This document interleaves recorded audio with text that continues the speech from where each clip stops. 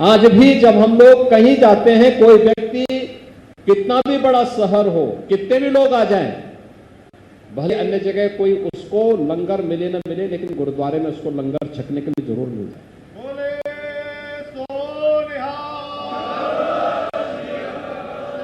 कोई दिक्कत नहीं, कोई भेद नहीं, कोई पूछता नहीं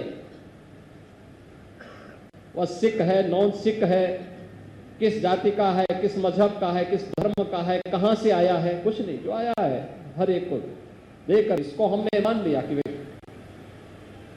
गुरु का प्रसाद है, हर एक व्यक्ति को लेने का अधिकार है। उसी भाव के साथ हर गुरुद्वारे में सेवा आज भी चलती है। सैकड़ों वर्षों की विरासत है, लेकिन तब भी ये घटनाएं क्यों, और इस पर मिलकर के कार्य किए जाने की आवश्यकता है। दोनों प्रकार से रोकना भी है, लेकिन साथ साथ इसका कारण क्या है, उस कारण का निवारण भी स्वयं निकालना है। बीमारी अगर कहीं है, बीमारी का ससमय उपचार होना आवश्यक है। दूसरा, धर्म के लिए, जिस पुरुषार्थ के लिए गुरु गोविंद सिंह जी महाराज ने खालसा पंथ की स्थापना की, उस पुरुषार्थ से भागना नहीं है, भागना नहीं है। जो भी कौम अपने पुरुषार्थ से डिगेगी, उसके सामने संकट आएगा। इधर उधर भागने की बजाय जहां पे है वहां पर कार्य को और मजबूती के साथ आगे बढ़ाने की आवश्यकता है। मैं देख रहा हूं तराई के क्षेत्र में जिन्होंने उसे एकदम अनुपजाऊ से उपजाऊ बना दिया, आज वहां सोगलने की स्थिति। अब वहां से युवा भाग रहे हैं, कोई ऑस्ट्रेलिया जा रहा है, कोई कनाडा जा रहा है, कोई यूके जा रहा है। क्यों जा रहे हैं भाई? आपने उस क्षेत्र में कुछ नया करिए। आपके पूर्वजों ने इस बंजर भूमि को, जहां मलेरिया के सिवाय कुछ नहीं था, उपजाऊ बनाया। आज उसको और मजबूती के साथ आगे बढ़ाने की आवश्यकता है। अन्य क्षेत्रों में भी इस प्रकार के कार्यक्रम आयोजित किए जाने चाहिए, जिससे गुरु परंपरा के साथ साथ उन उपदेशों का हम अक्सर से पालन कर सकें, जिसके लिए सब जाने जाते हैं। और इसीलिए मैं इस बात को बात कहता हूं कि हमें गुरु परंपरा के आयोजनों को सभी लोगों को मिल करके उसे आगे बढ़ाना चाहिए, भव्यता के साथ आयोजित करनी चाहिए। नई पीढ़ी के लिए एक नई प्रेरणा और प्रकाश का कार्यक्रम ये बन सके। और हमें प्रसन्नता है, लखनऊ में जो कार्यक्रम हुए देश भर में हो रहे हैं। गुरु गोविंद सिंह जी महाराज के 4 साहबजादों के स्मृति में वीर बाल दिवस मांग होती थी, हो नहीं पाता था। एक बार जैसे ही मुख्यमंत्री आवास पर होना प्रारंभ हुआ और उसके बाद आदरणीय प्रधानमंत्री जी ने 26 दिसंबर की तिथि वीर बाल दिवस के रूप में पूरे देश के अंदर घोषित कर दिया।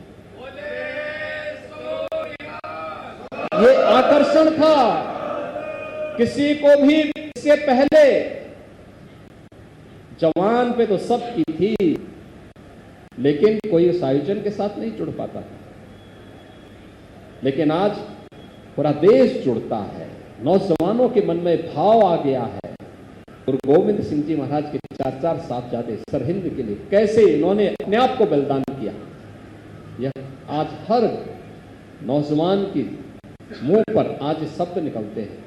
और इसीलिए हमें इन कार्यक्रमों को एक नई प्रेरणा के साथ जोड़ा है, एक नए कंपटीशन के साथ जोड़ा है। और गुरु तेग बहादुर जी महाराज की 350वीं शहीदी दिवस कार्यक्रम में इस वर्ष पड़ रहा है। कार्यक्रम भव्य हो। मेरे साथ 2 बार बैठक हुई है। जल्दी से कमेटी अपनी रणनीति तैयार करके आगे बढ़ाए। राज्य सरकार के स्तर पर क्या क्या कार्यक्रम होने हैं, कहां कहां पे सहयोग की आवश्यकता है, पहले से ही अपनी पूरी कार्य योजना उपलब्ध करवा देंगे।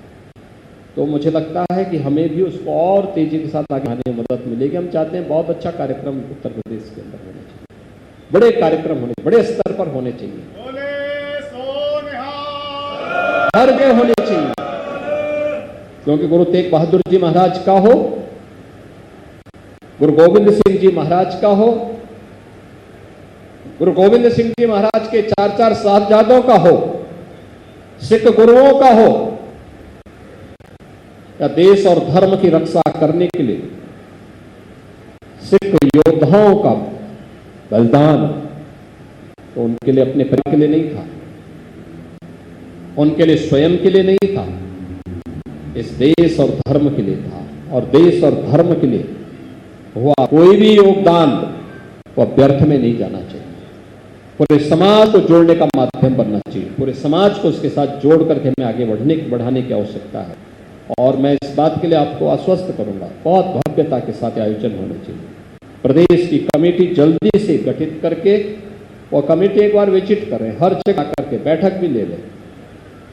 समय बीतने में समय नहीं लगता, हमें समय के प्रबंधन को भी ध्यान में रखना होगा। समय से सारे काम एक साथ आगे बढ़ा करके, और सबकी जिम्मेदारी तो आज आपके पास टेक्नोलॉजी है, वर्चुअली भी बैठक करते रहे। और राज्य सरकार के स्तर पर क्या योग होना है, तत्काल इस कार्यक्रम को हम आगे बढ़ा देंगे। तो यही अपनी गुरु परंपरा के प्रति हमारी ओर से कृतज्ञता होगी, यही होगी, यही कृतज्ञता का भाव जो गुरु परंपरा से आगे बढ़ी है। सिखों की उन्नति और उनके खुशहाली के भी उन्हीं की आशीर्वाद है, उन्हीं की कृपा है। आज के इस अवसर पर जब खालसा पंथ की स्थापना 325 वर्ष पूर्ण हुए हैं, 326वें कार्यक्रम के साथ आज हम यहाँ पे जुड़ रहे हैं।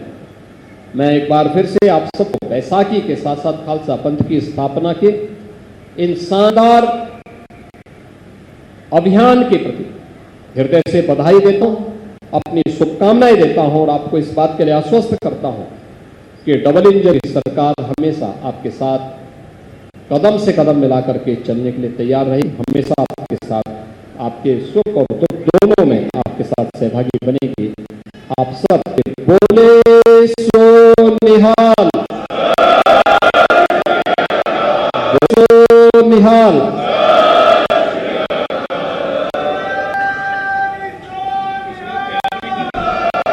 बहुत बहुत आभार माननीय मुख्यमंत्री जी।